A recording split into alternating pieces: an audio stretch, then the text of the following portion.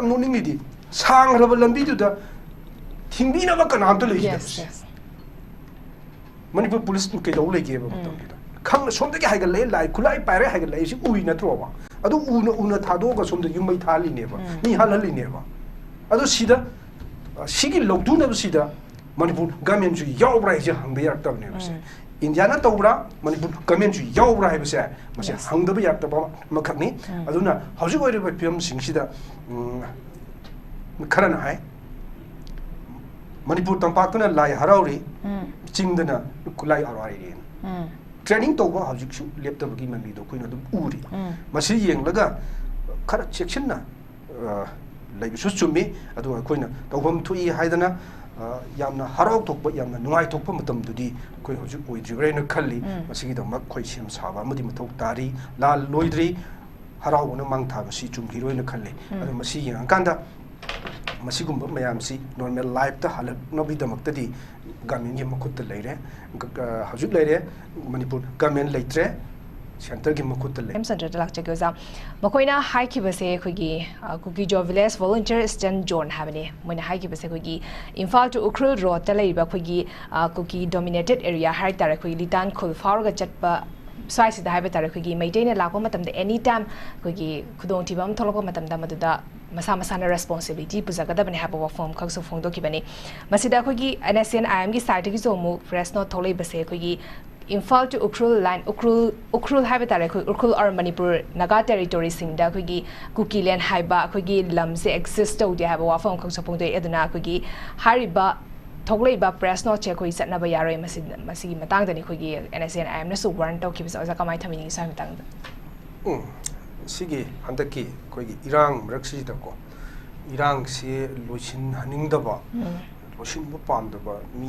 sungsi dum yaw bu gi mami de koi du ari si ko sida Kuki Jo Volunteers Eastern Zone and hire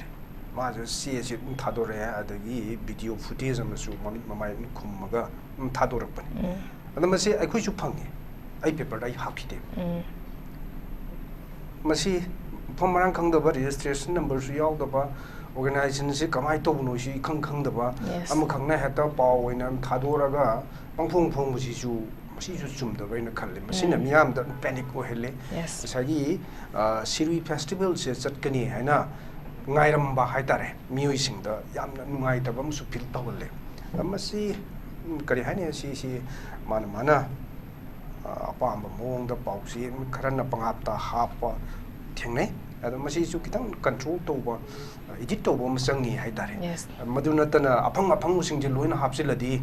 Labak Sikai neighbor, Sweden. Sida, I quit the liba, information may am see Loinamak Sansa Stolen and after edit to the Hapsilla. Kumaita neighbor.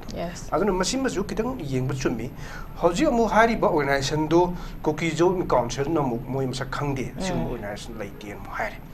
I think Manipur police ki Mike de Giamuka. Makoi sing se thiru da leitre hai si ju angak pa makhangni pau phage di yam line phani na khoi gi sida akoi tampak ta ka oi di nai khaira phani pung kun mari mung da dum phagi ne ba ado phade to de IPC do handak ti kai no maming ga won thu ga yam sem dana lo ji chana handuini ne yam tohi adu tampak ta di yam phajana chana bagi mami du ne khoi do uri se Social media da thadura iba se amasung magi video footage ju phage haredi kadai de no si tv yam lai hai adu thide ne phade tawbu tawge di media da tholai ba magi paw du yeng ga Manipur police na su traga Ukhrul police na su mutu ke sam lokhol ga yam lai nga mi sing du phara na ba hona ba ya ba tawdu gi wane ona de ba thiru re lai de du na di sibu paw khum khau bra ba Adugumba organization nama leiram dre jibu magi siri de koi ugrab natro pauchi sing the hamna greba adu di kadai de gi madugi source to karamba mobile de gi natraga karamba computer de gi laptop de gi adu ro inu adu ti bu di light ro adu ti de bagi wane ba pharaga mugui sing do adum NSA da ditem to bu yara bani da adu tawte masi kari maram gi no hai sima haju powda koi da yam wang mu oiduna leiba mu khangni lanche horok padagi adum hangduna lakpo wang amkhni shu haibi ai jinga musung tampakta manadaba miyeng yengbagi mami mai khoina ukiba miyam da khosauna ba phawan gi ba sigum mayam se mase aikhogi authority haitare ne si sina tawri basi kadai bhaw tawri bano kadai bhaw chumna yengi bano miyeng chi chap manani yengi bra lani yengi bra khoi bhab tarak tre haibni da aduna masi tawbu tawge di yam lain to ba yare adubu luri budi Sirui festival pangthok libagi pandam si mangsil lakli wa haitare endanger river Sirui flowers si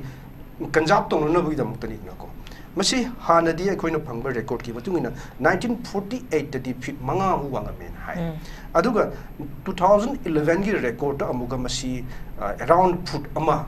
amaga samkhara adwai di hendre adui haujikna amuga fit ama yaudre bang sagi lei sigi awang aduna masi sum mangsil lai aduga Sirui chingsang singi chingdol tariek mukta paktak na horum bal lei se haujikti mafam ama ani dagi hen haudre yamna kudung thiningai oire haibedu neba sigi pambi makhalse masi kalhongna bagi damukta sagi ukrul da khogi Sirui lili club kaina koi dugi youth chingduna semaga kanna budu yam kanna di honari adubu haujik oire ba climate change amadi human activities adagi masisida yamna kanna kogi Sirui flowers ida attack sathari ba haitare ne dwarf oiba anemba makhalgi wa pambi ma hai moina haibse masisina masagi paksan hojilakpana sina maram orkanda Sirui gi hobham se masi pixel lakba haitare ajugumbagi kudung sada ba masu mayok nari bani adu masigi marumda matang sida ko koina Sirui si ningsing ba haitare ne magi folk tale ma ningsing bi ai Sirui sida ningthau machanupi ama prince sama lerami hai magi hero si lover si Sirui hai Sirui si satan ba sakhiba natraga either atopa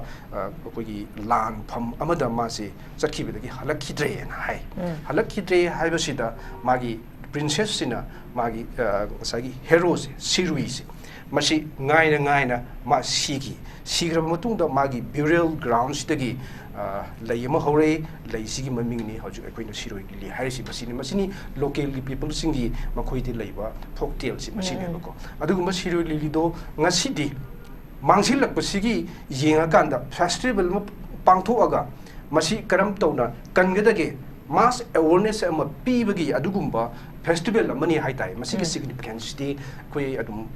yam pak chawi haitari masi yam phajaba am kaksu oiri bane masi paksan state ki thak to pangthoga atop singi pukning chu chingchalaga lam koiba lakba singi sula ni dana ko aduga local revenue de su masi ki kana bo legedaba mayam du yenga kanda masi pangthok bane adu pangthoiba sigumba festival si yaikai thingaina bo honabaki mawuma khoi phurup khara digi ubase Haribadu lay late Amorikanda. Some people, some group Karanadi, Madu, Tugaina, Honore Habisi, how you do make him a Taeva. Other Makushing to book to go name singer. Ladiba, Indian, Blue Singing Makada, book to them, Tobani, as you walked out there, Karim Ramino had the Koju Kande. Aduna, Masida, Yeli Bissing. Angapankani. Adukumba, section of people sing Duna, hire a head to Manipur, Loyara Brown. Adu moi haidu dum yado le di government ji dum moi da dum sina topiro en haining eba aduna sum tawdra moi na sum taw ma kai tonung bada tawbada sum yar ga leitar ga di masidi koi gi lo leitaba lo chattaba leba am ga manar ka dore aduna masi lo lehenbam sangi hariba missing do phage harabadi within 24 hours ta ngarang na hana dum phabi yarabane aju bo phade masi phadri basi Manipur police ta kari khutung chada bo lege kana gum masina threaten tor boga leibra adu phabi yaroi kaina adu gum boga leibja lai do hangning e bo wai adu mak leiram da basu yai adu phage harabadi pharo mkhoi singdu parama तंबीफम थोई अदुगा मतुंगदसु असिगुंबा मियामगी ओइबा लेबाकी ओइबा असिगुंबा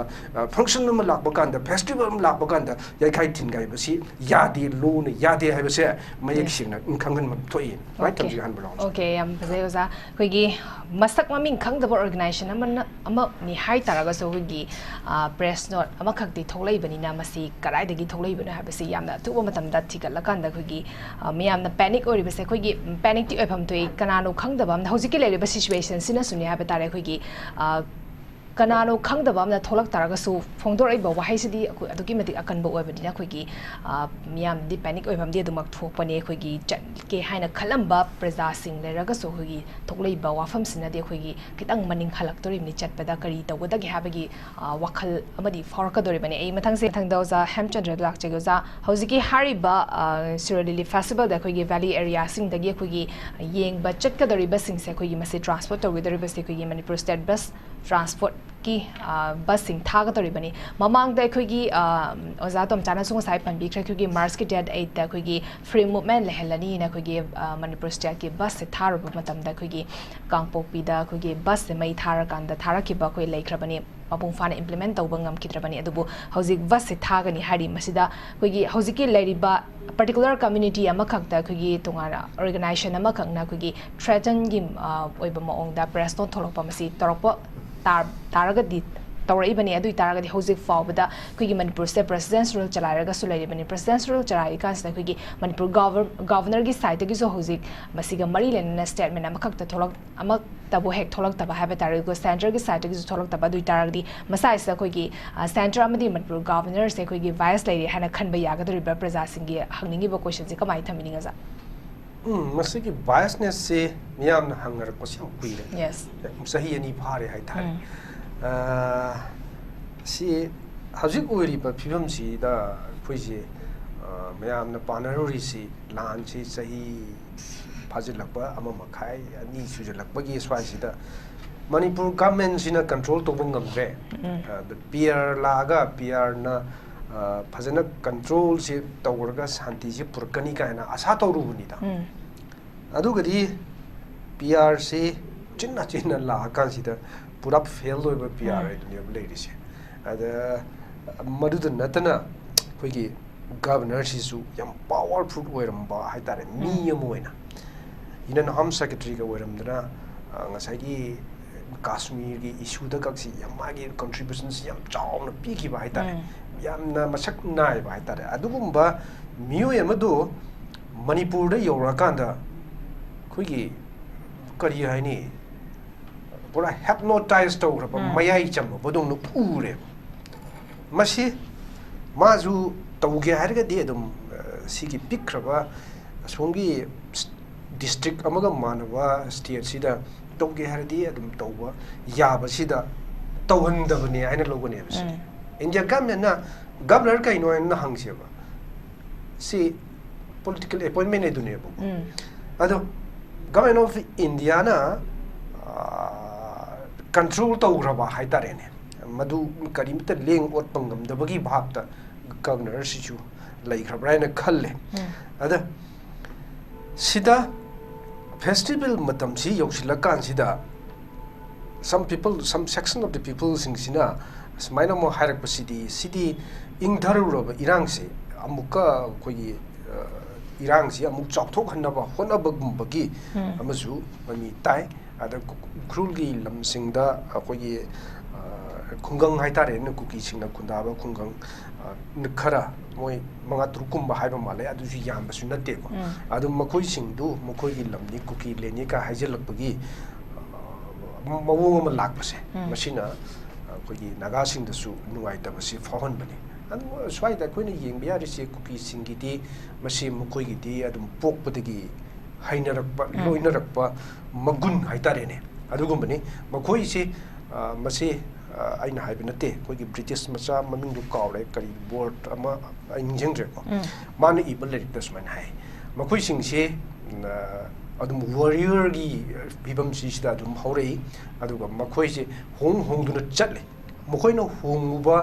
makoi na leiruba mafam haitare ne once moina settle tawbagi kudong chaba phangraba mafam se masi sida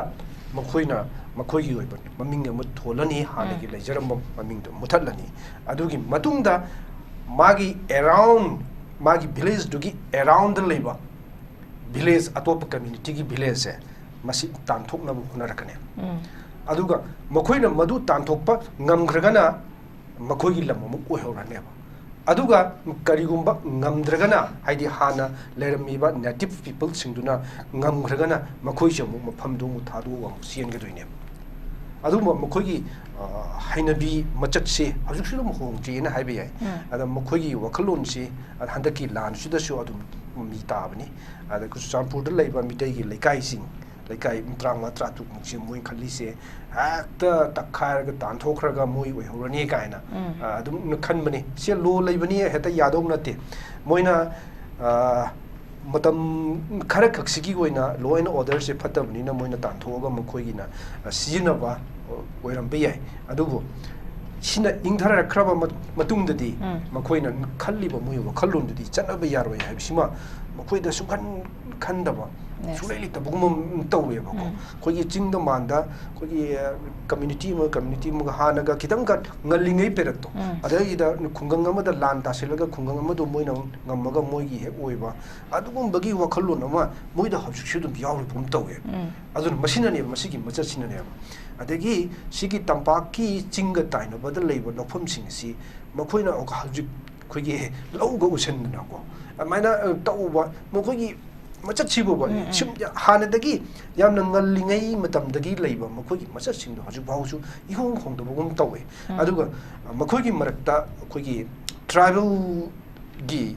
quota da haitare ko masigi quota sida kudung sawa khara phangdra makogi maraksida officer khara kan yarokpa adagi kari administration daga magi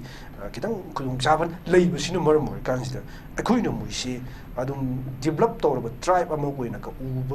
ubagi wani haitare ko sekna manungdu hunjin laga manung changsilaga yeng taradi yamna hainingdre ko adu maina phibamda hujuk adum leiribani akoina swaida phinan da khara ur kansida khoisi adum gyan taraba normal tribe ama oina ubadu sekna manungdu changsilaga yengurgadi madumaina yengbadi yadriba jani semde adu masiki machatchingse hongdo honba mathau tai lo le haibasisu makoida takpiba mathau tai ada makoigi luchingmani kan haiba Myanmar daga leiba mokhagi khugi kyane bi gi luchingba mana kan hairakhi basi Manipur da kuki sina khunda ba mafam singse makoi masana rule tawjei moina control tawi ga hai si angakpa makhang ne ko aduna asigumba mawongda hairak pasi adusu Indiana tana unu adum yenglei masini akoida yamna nungai tabasidi ada PRLai governor si PRC amukai ngasai fail way na hajagi even union home minister na March ni pandagi national highway singse free movement ya halagani na lauthoe yarane na adu yahanna bane na governor su thabak se packet na tarure bus salhalure ngamdadana halakre ngasi pau kain tongomtre yes aduga madu chalu badagi amuk kamai tawgeda kangpokpigi gamgi faida security force lokthokraba kukijo singi check post tu amu hangjale hauji dum check tawr sadi ba gari singi moi loi check tawdina hauji su aduna di hairiba sigi highway sisida highway ani mukpu highway yar ba jani ta adu masing di yamdragasu sisida mkhoin tawning da tawbada ngasigi PR leiraba Manipur gi government sina sumak yengdun leiba haibse karino manungda karino kharti yauri yes machine ba koina hangada bisi ada India government na kari sanari bage haibsi masu koi yengda ba yaraktre lan si loshin ba yaba lan si yam thuna loshin ba yaba lan si sahi ani jalhalini sahi ani si ba hajuk shu lori haibi yadri ba nakal ani gi marakta changna ba yadri una ba yadri ningthina wari sana ho yadri adubu kidangdi te tharak ba gumba amadi ui aduga koina hana dagi ugiba koigi kuki singi nature sisida makoina thengna ba makoigi lan tongna ba haitare na ko at least masi sahi ani digi sunda tate even sigi Manipur da hairasu Manipur gi mapanda bo hairasu Myanmar manung da bo hairasu makoigi smaina thengna ba makoina mingun da landa base khara ꯊꯦꯡꯊꯔꯛꯄ ꯃꯇꯝꯁꯤꯗꯗꯤ ꯆꯍꯤ ꯑꯅꯤꯗꯒꯤ ꯁꯨꯡꯇꯥ ꯇꯥꯗꯦ ꯑꯗꯨꯒ ꯅꯥꯒꯥ ꯀꯨꯀꯤꯒ ꯁꯣꯛꯅꯈꯤꯕ ꯂꯥꯟꯗꯁꯨ ꯆꯍꯤ around 5ꯔꯣꯝꯅꯦꯕ 5ꯔꯣꯝꯁꯤ ꯃꯇꯝ ꯑꯗꯨꯗꯅ ꯃꯈꯣꯏꯒꯤ ꯂꯨꯆꯤꯡꯕꯁꯤꯡ ꯑꯐꯥꯎꯕꯁꯤꯡꯁꯦ ꯁ꯭ꯋꯥꯏꯗ ꯏꯝꯐꯥꯜꯗ ꯐꯝ ꯂꯩꯔꯒ ꯆꯤꯡꯗ ꯍꯥꯠꯅꯕꯅꯦꯕ ꯑꯗꯨ ꯁꯤꯗꯤ ꯑꯃꯨꯛꯀ ꯏꯝꯐꯥꯜꯗ ꯂꯩꯔꯒ ꯃꯈꯣꯏꯒꯤ ꯀꯣꯛ ꯁꯥꯟꯅꯒꯗꯧꯕ ꯂꯨꯆꯤꯡꯕꯁꯤꯡꯗꯨ ꯏꯝꯐꯥꯜꯗ ꯂꯩꯕ ꯌꯥꯔꯛꯇꯕꯅꯤꯅ ꯑꯗꯨ ꯗꯤꯜꯂꯤꯗ ꯈꯔ ꯆꯦꯟ ꯒꯨꯋꯥꯍꯥꯇꯤꯗ ꯈꯔ ꯆꯦꯟ ꯃꯤꯖꯣꯔꯥꯝꯗ ꯈꯔ ꯆꯦꯟ ꯇꯧꯔꯒ ꯁꯣꯝꯗꯒꯤ ꯑꯃꯨꯛ ꯀꯣꯛꯁꯦ ꯁꯥꯟꯅꯔꯛꯏꯅꯦꯕ ꯑꯗꯨꯅ ꯁꯤꯒꯨꯝꯕꯁꯤ ꯏꯟꯗꯤꯌꯥꯅ ꯌꯥꯝ ꯂꯥꯏꯅ ꯈꯪꯕ ꯄꯣꯠꯅꯤ ꯌꯥꯝ ꯂꯥꯏꯅ ꯎꯕ ꯄꯣꯠꯅꯤ ꯀꯅꯥꯅ ꯂꯥꯟꯁꯤ ꯍꯧꯏ ꯀꯅꯥꯅ ꯀꯔꯤꯒꯤꯗꯃꯛꯇ ꯃꯁꯤ ꯊꯣꯛꯂꯤꯅꯣ ꯍꯥꯏꯕꯁꯤ ꯏꯟꯗꯤꯌꯥꯅ ꯌꯥꯝ ꯃꯨꯟꯅ ꯈꯪꯕ ꯄꯣꯠꯅꯤ ꯑꯗꯨꯕꯨ ꯃꯈꯣꯏꯒꯤ ꯋꯥꯈꯜꯗ ꯉꯁꯥꯏꯒꯤ ꯇ꯭ꯔꯥꯏꯕꯦꯜꯁꯤꯡꯁꯦ ꯉꯥꯛꯄꯤꯒꯗꯕꯅꯤ ꯍꯥꯏꯕ ꯑꯩꯈꯣꯏꯒꯤ ꯀꯣꯟꯁꯇꯤꯇ꯭ꯌꯨꯁꯟꯅ ꯄꯤꯕ ꯑꯥꯔꯇꯤꯀꯜꯁꯤꯡꯒꯤ ꯃꯈꯥꯗ ꯃꯈꯣꯏꯁꯤꯡꯁꯤ ꯈꯔ ꯃꯈꯩꯗꯤ ꯉꯥꯛꯄꯤ ꯁꯦꯟꯕꯤꯗꯕꯅꯤ ꯁꯣꯊꯔꯤꯕ ꯀꯥꯡꯂꯨꯞꯅꯤ ꯀꯥꯏꯅ ꯈꯟꯕꯒꯤ ꯑꯃ ꯌꯥꯎꯔꯤꯑꯕꯀꯣ ꯃꯁꯤꯅ ꯃꯔꯝ ꯑꯣꯏꯔꯀꯥꯟꯗ ꯑꯁꯣꯝꯗꯅ ꯅꯥꯎ ꯆꯥꯎꯕꯗꯨ ꯍꯦꯜꯂꯦ ꯃꯣꯏ ꯇꯧꯔꯤꯈꯩ ꯌꯥꯕꯗꯧꯅ ꯌꯥꯜꯂꯦ ꯄꯨꯡꯇꯧ ꯇꯧꯁꯤꯟꯕ ꯑꯃ ꯌꯥꯎꯔꯤꯑꯕ ꯑꯗꯣ ꯄꯨꯡꯇꯧ ꯇꯧꯁꯤꯟꯕꯁꯤ ꯇꯧꯍꯟꯗꯕ ꯆꯨꯝꯃꯤꯁꯤꯅꯤꯗ ꯃꯁꯤꯒꯤ ꯊꯦꯡꯈꯥꯡ ꯀꯌꯥꯔꯛꯇ ꯑꯩꯈꯣꯏ ꯎꯈ꯭ꯔꯕꯅꯤ ꯃꯗꯨ ꯌꯦꯡꯉꯀꯥꯟꯗ ꯆꯞ ꯆꯥꯕ ꯊꯕꯛ ꯂꯧꯈꯠꯐꯝ ꯊꯣꯛꯑꯦꯕ ꯃꯤꯌꯥꯝꯅ ꯄꯥꯝꯃꯤꯁꯤ ꯃꯅꯤꯄꯨꯔꯗ शांति ꯍꯟꯖꯤꯟꯕꯗꯨꯅꯤ ꯁꯤꯔꯣꯏ ꯂꯤꯂꯤ ꯄꯥꯡꯊꯣꯛꯄ ꯑꯁꯤꯒꯤ ꯐꯦꯁꯇꯤꯚꯦꯜ ꯁꯤꯈꯛꯀꯤ ꯅꯠꯇꯦꯕ ꯃꯅꯤꯄꯨꯔꯗ ꯄꯥꯡꯊꯣꯛꯐꯝ ꯊꯣꯛꯄ ꯐꯦꯁꯇꯤꯚꯦꯜ ꯃꯌꯥꯝ ꯑꯃ ꯂꯩꯔꯤꯕ ꯃꯁꯤ ꯄꯥꯡꯊꯣꯛꯇꯅ ꯂꯥꯛꯈ꯭ꯔꯕꯅꯦꯕ ꯑꯗꯨ ꯃꯁꯤ ꯄꯥꯡꯊꯣꯛꯄ ꯍꯥꯏꯕꯁꯤ ꯈ꯭ꯋꯥꯏꯗꯒꯤ ꯃꯔꯨꯑꯣꯏꯕ ꯑꯃꯁꯨꯅꯦꯕ ꯃꯅꯤꯄꯨꯔꯗ ꯂꯥꯏ ꯍꯔꯥꯎꯔꯛꯇ꯭ꯔꯤꯁꯤ ꯆꯍꯤ 2 ꯁꯨꯖꯜꯈ꯭ꯔꯕꯅꯦꯕ ꯍꯟꯗꯛꯈꯛꯇꯅꯦꯕ ꯍꯔꯥꯎꯔꯤꯁꯦ ꯂꯥꯏ ꯍꯔꯥꯎꯕꯁꯤ ꯃꯨꯠꯄ ꯌꯥ ꯃꯁꯤ ꯃꯨꯠꯈꯤꯕ ꯀꯥꯟꯗ ꯃꯤꯇꯩꯁꯤꯡꯒꯤ ꯀꯜꯆꯔꯁꯤ ꯃꯨꯠꯀꯗꯣꯏꯅꯦꯕ ꯃꯔꯝꯗꯤ ꯏꯚ꯭ꯔꯤꯊꯤꯡ ꯃꯁꯤꯗꯒꯤ ꯍꯧꯔꯛꯑꯦꯕ ꯔꯥꯁ ꯂꯤꯂꯥ ꯍꯥꯏꯔꯦ ꯄ꯭ꯔꯤꯊꯤꯕꯤ ꯐꯥꯎꯔꯦ ꯍꯥꯏꯔꯤꯕ ꯔꯥꯁ ꯂꯤꯂꯥꯒꯤ ꯈꯨꯊꯦꯛꯁꯤꯡꯁꯦ ꯂꯥꯏ ꯍꯔꯥꯎꯕꯒꯤ ꯈꯨꯊꯦꯛꯇꯒꯤ ꯂꯥꯛꯄ ꯉꯥꯛꯇꯅꯦꯕ ꯑꯗꯨꯅ ꯑꯁꯤꯒꯨꯝꯕꯁꯤ ꯃꯨꯠꯄ ꯌꯥꯗꯕ ꯍꯔꯥꯎꯕ ꯂꯦꯞꯄꯕ ꯍꯥꯏꯕꯁꯤꯃꯁꯨ ꯌꯥꯝ ꯐꯖꯗꯕ ꯌꯥꯝꯅ ꯑꯩꯈꯣꯏꯒꯤ ꯍꯤꯁꯇ꯭ꯔꯤꯗꯀꯣ ꯌꯥꯝꯅ ꯑꯃꯨꯕ ꯀꯥꯂꯤꯅ ꯇꯩꯔꯒ ꯂꯩꯍꯧꯒꯗꯧꯕ ꯑꯃꯈꯛꯅꯦꯕ ꯑꯗꯨ मसी पुनमक से कनाना थोगलिबनो हाइबसे मसी मुनि यंगम चंगी मखोइना हाय मितै सिंगने एसटी तालुबदगी मसीगी केनो से लाकपनि हाई कोर्ट ने पिखिबा मागी डायरेक्टिव्स तुदा यानिंगदबा मखोइगी सॉलिडारिटी मार्च पांथोकता यस मितै ने एसटी तानबदा मखोइना थिंबिगदोब नते मितै सिंगी मराइबो मोइना लेपिगदोब नते मोइना यानिंगदे हाइतारदी लो कोर्ट लाओदना यस मुनफम थोबदो मुनबि याय कदाय फाबो चुम्मी कदाय फाबो लाली कदाय फाबो फंगबि याय यादे हाइबदु जरकन असुमबो पुथोकदब नत्रो अदुदि नतदना मितैसिंग ओनसेलगा किलोमीटर चुचानपुरगी ग्राउंड तो पांथोकपा मखोगी रैली दु किलोमीटर 10 हेना हाइगलगा तोरबुंग बंगलादे अटैक चथरक मतमदा मदुदा याम नोनिंगिदि सांग्रब लंबिदुदा थिंबिनबा कनामतो लेखि मणिपुर पुलिस कईदौ लेगेब खंग सोमदगी हाइगले लाई खुलाई पाइरे हाइगले सि उइ नत्रोबा अदु उन थादोगा सोमद युमै थालिनेबा नि हाललिनेबा अदु सिदा सिगी लौदुनब सिदा मणिपुर गवर्नमेंट जु यावब्रा हिजे हंगबे याक्तबने बसे इंडियाना तौब्रा मणिपुर गवर्नमेंट जु यावब्रा हाइबसे मसे हंगदब याक्तबा मखकनि अदुना हौजिक ओइरबा पियम सिंगसिदा खरन हाय मणिपुर तंपाक्तना लाई हराउरी चिंगदना कुलाई हराउरी ट्रेनिंग तौबा हौजिकसु लेप्तबगी ममीदो कोइनो दum उरी मसी येंगलगा खर सेक्शनना लैबसु चुम्मी अदु कोइना तौबम थुई हाइदना यामना हराउ थोकबा यामना नुंगाइ थोकबा मतमदुदी कोइ हौजिक ओइद्रिब्रेना खल्ली मसीगी दमक खोइ सेम साबा मदि मथौ तारी लाल लोइद्री हराउबना मांगथाबसी चुमगिरोइना खल्ली अदु मसी येंगाकांदा मसीगुम्बा मयामसी नॉर्मल लाइफ ता हलकनबीदमक्तदी गवर्नमेंट की मखुत लेरे हजुक लेरे मणिपुर गवर्नमेंट लेत्रे सेंटर की मखुत